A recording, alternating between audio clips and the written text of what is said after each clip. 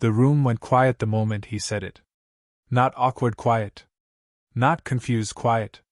The kind of quiet where power shifts. The billionaire didn't even look at her. He adjusted his cufflinks instead, custom gold, engraved initials, then leaned back in his chair as if the meeting had already ended. "I don't shake hands with staff," he said. Flat. Casual. Final. A few people at the table smiled nervously. Others stared down at their notes. Someone cleared their throat, then immediately regretted it. She stood there anyway. Hands still extended. Black suit. Minimal jewelry. Calm posture. No reaction on her face. Not embarrassed. Not angry. Just observant. The narrator doesn't rush this moment. Because arrogance always thinks it's invisible. He finally looked up, just enough to dismiss her. "You can have someone senior follow up," he added. "We'll proceed without the theatrics." 5 minutes later, the deal was dead. Not delayed. Not renegotiated. Dead. The screen at the end of the boardroom flickered once. Then went black. Her tablet locked. The CFO frowned. "Why did the funding dashboard just—" She sat down. Slowly. "That's my call," she said. The billionaire laughed once. Short. Confident. Unbothered. "This is a $4 billion backing," he said. "You don't have the authority to—" She slid a single document across the table. No raised voice. No drama. Just paper. The room leaned in. The narrator stays calm here, because the power move already landed. "Effective immediately," she continued. "Our firm is withdrawing full financial support from this venture." Silence. Real silence. Someone whispered, "Is she serious?" The billionaire's smile didn't move, but his eyes did. "Excuse me?" he said. She met his gaze for the first time. Steady. Unflinching. "You're no longer funded," she replied. "And after this meeting, no one at this table will be either." A chair scraped. "That's not possible," he snapped. "Your staff." She nodded once. "That's what you thought." Phones lit up around the table. Alerts, messages, missed calls stacking faster than anyone could read. The CFO's face drained of color. "Sir," he said quietly, "the capital pipeline just collapsed." The billionaire stood. Too fast. Now the narrator sharpens the blade. "Because this isn't about money yet. This is about humiliation." "You embarrass yourself," he said, lowering his voice. "Fix this." She didn't move. She didn't blink. "You did that yourself," she replied. 5 minutes ago. Security outside the glass walls shifted uncomfortably. No one moved to help him. No one dared. The billionaire looked around, searching for agreement, allies, control. He found none. Because power doesn't announce itself. It waits. And then it withdraws. The narrator closes the loop. She didn't raise her voice. She didn't threaten. She didn't argue. She just pulled $4 billion out from under a man who thought respect was optional. And this wasn't revenge. This was policy. Here's how one refused handshake exposed everything. She didn't introduce herself as powerful. That was the first thing people misunderstood about her. In rooms like this, glass walls, polished tables, men who spoke in billions, she was usually mistaken for support staff, legal assistant, junior analyst. Someone efficient. Someone quiet. She let them think that. Because her power never came from volume. It came from preparation. Her name rarely appeared in headlines. It appeared in contracts. In footnotes. In clauses that decided who ate and who didn't. She grew up watching her mother work 2 jobs, one visible, one invisible. One that paid bills, and one that paid the cost of being overlooked. Respect wasn't given. It was earned. And sometimes it was taken back. That lesson stayed with her. She learned early how to read rooms before they read her. Who interrupted whom? Who shook hands, and who didn't? who mistook politeness for weakness. And she learned something else. The loudest person in the room was almost never the one in charge. By the time she entered finance, she wasn't chasing titles. She was chasing leverage. While others networked loudly, she studied quietly. While others chased credit, she built control. She specialized in backing companies at scale, real scale. Infrastructure. Energy. Technology that didn't trend on social media but moved nations. $4 billion didn't move unless she approved it. Not because she owned it. Because she controlled where it went. That's the part people never saw. In meetings, she listened more than she spoke. When she did speak, it was specific. Measured. Impossible to misinterpret. She never raised her voice. Never threatened. Never demanded respect. She documented everything. Every email. Every side comment. Every off-the-record remark. Including that one. I don't shake hands with staff. Not because it hurt her feelings. But because it revealed something far more dangerous. Disregard. People like him didn't just disrespect individuals. They disrespected systems. Rules. Boundaries. The very structures that allowed them to win. And systems don't tolerate that for long.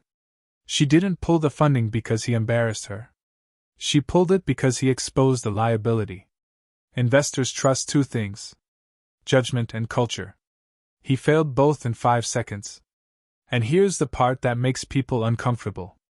She didn't decide in that moment. The decision was already made. The handshake refusal was just confirmation. She had reviewed the documents weeks earlier. Noticed red flags others ignored. Governance shortcuts. Ethical gray zones. A leadership style built on intimidation, not accountability. The kind of leader who believed money replaced manners. The handshake wasn't about courtesy. It was about hierarchy. And he chose the wrong one. She followed the rules. The contracts were airtight. The authority was clear. Every box checked. Every exit planned. That's why when the funding disappeared, it wasn't chaos. It was execution. She wasn't angry. She wasn't emotional. She was precise. And that's what unsettled him the most. Because power that yells can be challenged. Power that whispers, and then withdraws, cannot. By the time he realized who she actually was, the meeting was already over. And the consequences were already moving. He didn't build his reputation by being liked. He built it by being feared. In his world, respect flowed one direction, down. Assistants waited. Executives competed. Board members adjusted their tone when he entered the room. He called it standards. Everyone else called it survival. By the time he hit billionaire status, no one corrected him anymore. They anticipated him. Finished his sentences. Laughed before the punchline landed. Power had insulated him from consequence. And he mistook that insulation for permanence. He believed hierarchy was natural law. Titles mattered. Net worth mattered. People existed in layers, some visible, most disposable. Staff didn't shake hands. Staff didn't speak unless spoken to. Staff definitely didn't control capital. That's why the moment felt routine to him. He'd dismissed people like her hundreds of times. Different rooms. Different cities. Same result. They shrank. This time, she didn't. That unsettled him. So he did what men like him always do when control wobbles. He doubled down. Before the meeting, he'd already made it clear who ran the room. He interrupted freely.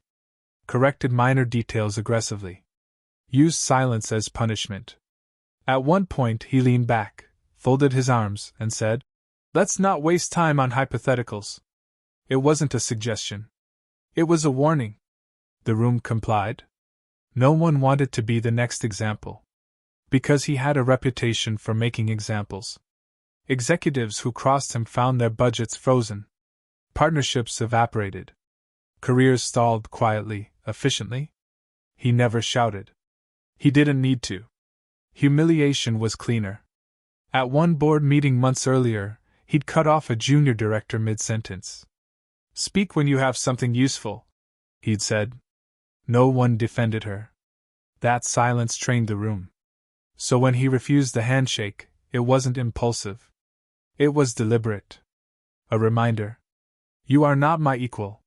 He wanted her to flinch. To apologize. To step back into her assigned lane. When she didn't, something in him tightened. Ego doesn't like being ignored. So he escalated. "You can have someone senior follow up," he said loud enough for everyone to hear. A public demotion. He expected compliance. Instead, he got consequences. And that's where his mistake became fatal. Because men like him don't recognize danger unless it looks like them. They mistake quiet for weakness, stillness for submission, politeness for permission. They forget that power evolves.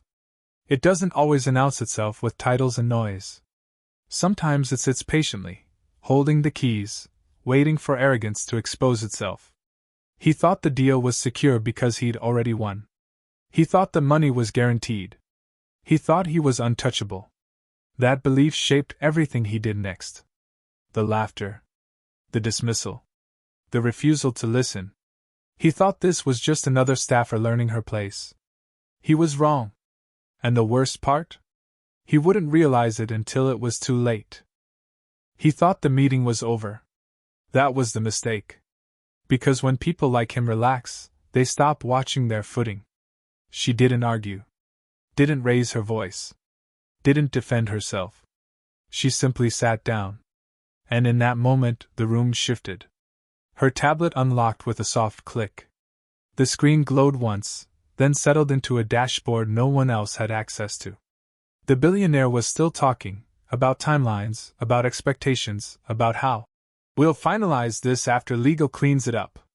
No one interrupted him. They were watching her. She tapped once.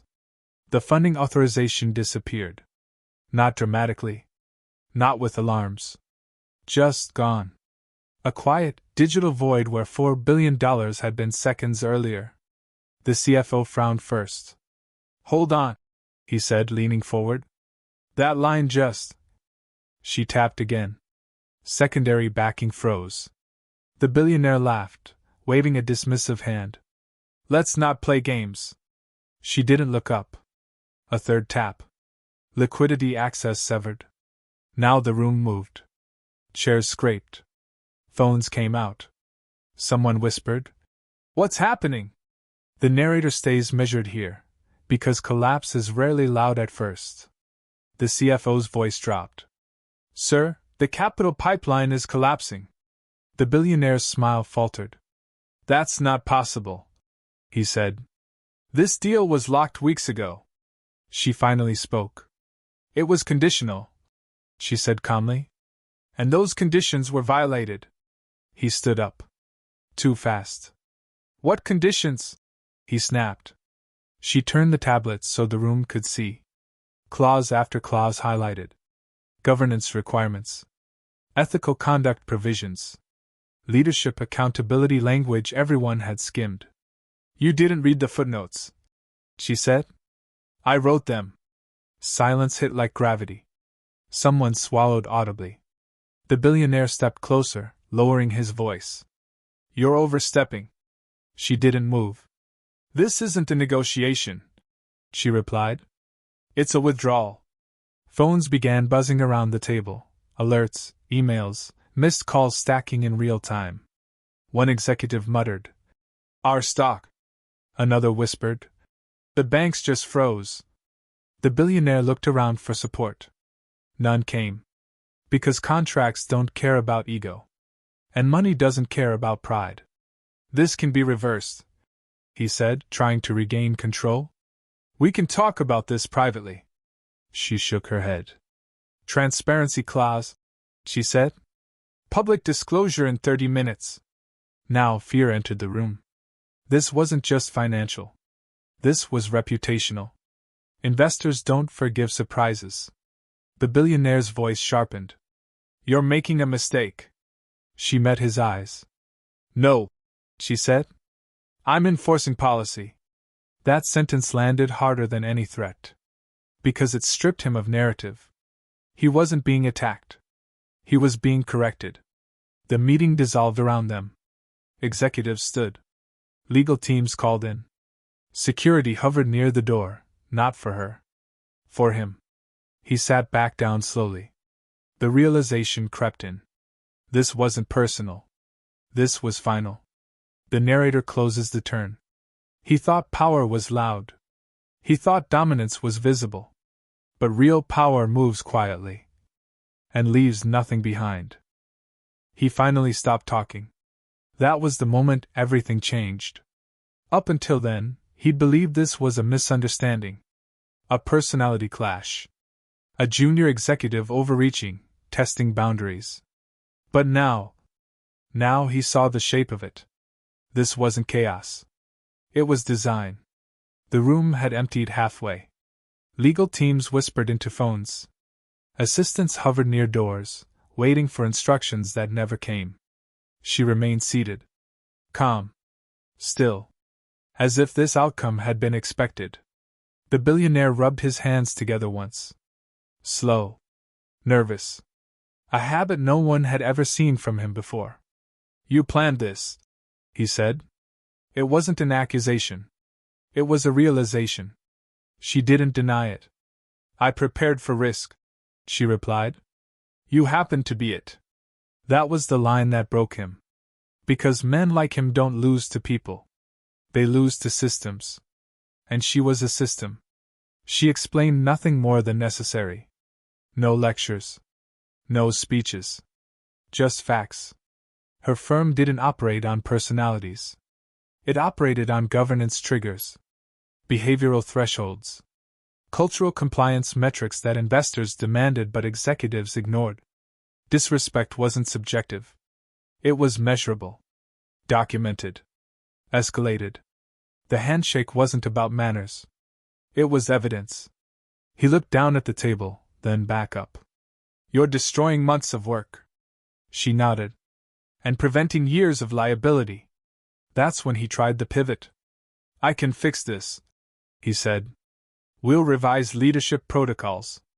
Sensitivity training. Whatever you want. She didn't react. Because desperation doesn't rewrite contracts. You already showed us who you are, she said. We don't invest in potential. We invest in patterns. Silence returned. But this time, it wasn't awkward. It was fatal. She stood. Not abruptly. Not dramatically. Just enough to signal finality. There will be a statement, she continued. Our withdrawal will be public, factual, and complete. No commentary. He exhaled sharply. You're enjoying this. She shook her head. I'm done with it. That distinction mattered. Enjoyment implies emotion. This was closure. She gathered her tablet, paused once, then delivered the line that sealed it. You didn't lose funding because you refused to shake my hand, she said. You lost it because you forgot who decides where the money goes. Then she walked out. The hallway felt longer than it should have. Glass walls reflected her movement, steady, unhurried. Behind her, the room erupted. Phones rang. Voices rose. Panic replaced arrogance. But she didn't turn back. Because strategy means never needing to watch the fallout. Outside, her phone buzzed. One message. Execution complete. She replied with a single word. Confirmed. The narrator closes the loop. She never raised her voice. Never threatened. Never asked for respect. She simply removed access. And access is power. He didn't chase her. At first. Men like him never do. They wait, convinced the world will correct itself. By the time she reached the lobby, his phone was already vibrating nonstop. Messages from partners. From banks. From people who used to answer on the first ring and now didn't answer at all. He told himself it was temporary. That she'd gone too far. That someone higher would step in. That money would smooth it over. That belief lasted exactly 12 minutes. Because power doesn't disappear quietly. It collapses publicly. By the time he made it to his car, his legal counsel had finally picked up. "We have a problem," the lawyer said. No greeting. No preamble. He already knew. "What kind?" he asked. "The kind that leaves records." The firm's withdrawal statement was live. Not emotional. Not dramatic. Just facts. Language so clean it couldn't be challenged. Leadership conduct concerns. Governance violations. Risk exposure. No names. But everyone knew. Within minutes, journalists started calling. Industry Slack channels lit up. Investors forwarded the statement with one-word questions. Why?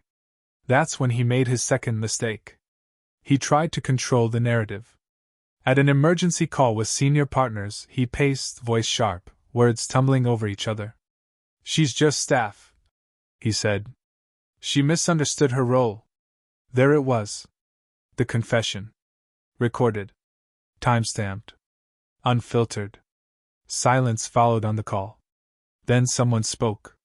"Say that again," a partner said quietly.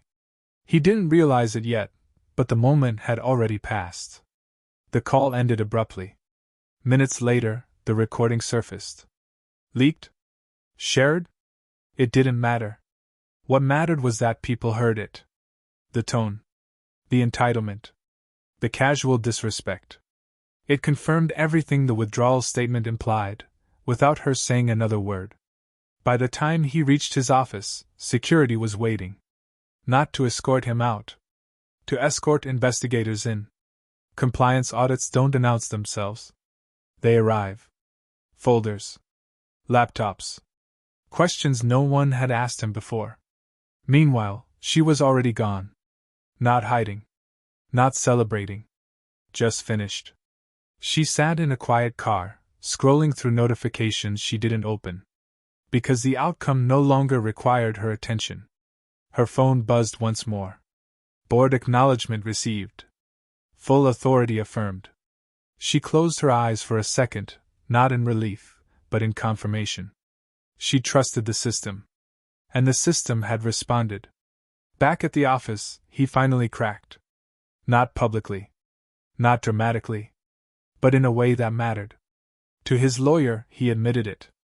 "I didn't think she mattered," he said. "I didn't think." That sentence never finished. Because realization doesn't need closure. The narrator lands the payoff. He thought arrogance was strength. He thought dismissal was dominance. Instead, it became evidence. By the end of the day, he wasn't fighting a person. He was fighting documentation. And documentation always wins. The story didn't end with headlines. It never does. Headlines fade. Consequences stay. The funding withdrawal triggered a chain reaction no one could stop, not even him. Banks reviewed exposure. Partners reassessed risk. Deals that once moved on trust now stalled on scrutiny. Silently. Methodically. His name didn't disappear overnight. It eroded. Boards stopped returning calls. Invitations stopped arriving. The same rooms that once adjusted for his presence suddenly found reasons to meet without him. Power didn't leave loudly. It just stopped responding. The investigation took months. Compliance audits are slow by design. Every email reread. Every call reviewed. Every offhand remark measured against policy. Patterns emerged. Not crimes, worse. Culture. The kind investors fear most. He resigned before anyone asked him to. Issued a statement about new priorities and time with family. The language was polite. No one believed it. The company survived. He didn't. As for her, she didn't become famous. She became trusted. Her firm's withdrawal was studied in boardrooms. Cited in governance workshops.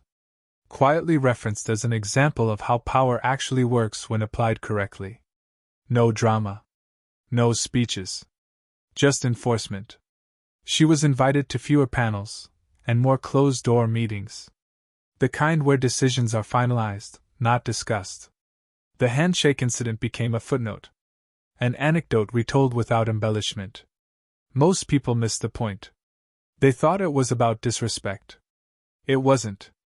It was about control. Control over capital. Control over standards. Control over who gets access. She never spoke publicly about it. When asked privately, she gave the same answer every time.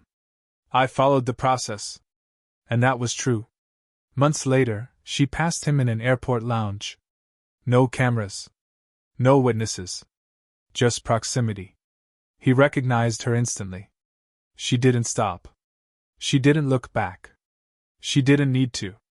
Because the power exchange was already complete. The narrator settles into the final tone. Calm. Reflective. Unapologetic. He thought refusing a handshake preserved his status. Instead, it exposed it. He believed staff were invisible. He forgot who controlled the doors. She didn't raise her voice. She didn't demand respect. She simply closed the account. And that's the kind of justice that doesn't need applause. Final line, poetic irony. He said he didn't shake hands with staff. So she removed the hand that fed him.